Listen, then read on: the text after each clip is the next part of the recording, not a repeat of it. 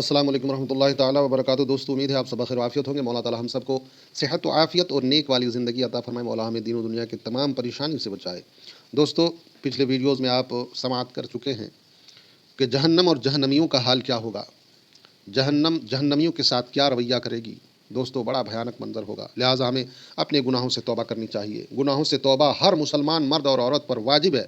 فرمان الہی ہے، یا ایھا الذین آمنوا توبوا الی اللہ توبۃ نصوحا، اے ایمان والو اللہ سے پختہ توبہ کرو، توبۃ النصوحا یعنی پختہ توبہ کرو۔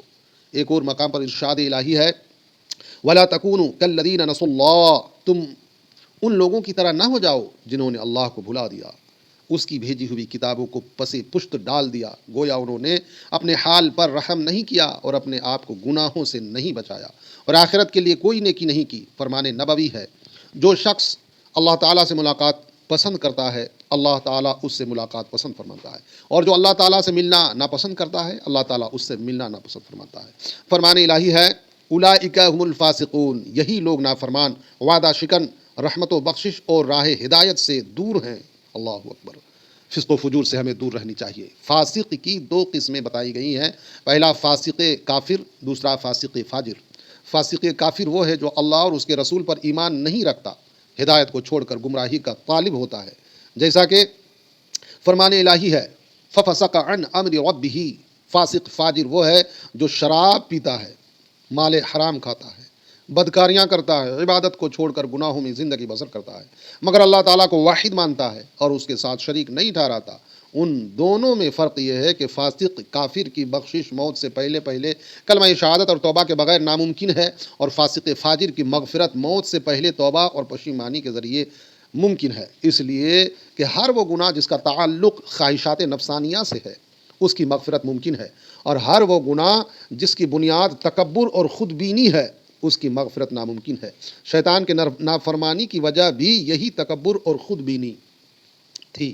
پس اے انسان، تیرے لیے ضروری ہے کہ مرنے سے پہلے اپنے گناہوں سے توبہ کر لے، شاید کہ اللہ تعالیٰ تیری گناہوں کو معاف فرما دے، جیسا کہ فرمان الہی ہے، وَهُوَ الَّذِي يَقْبَلُ التَّوْبَةَ عَنْ عِبَادِهِ وَيَعْفُو عَنِ السَّيِّئَاتِ۔ اللہ وہ ہے جو اپنے بندوں کی توبہ قبول کرتا ہے اور ان کے گناہوں سے درگزر فرماتا ہے۔ سبحان اللہ۔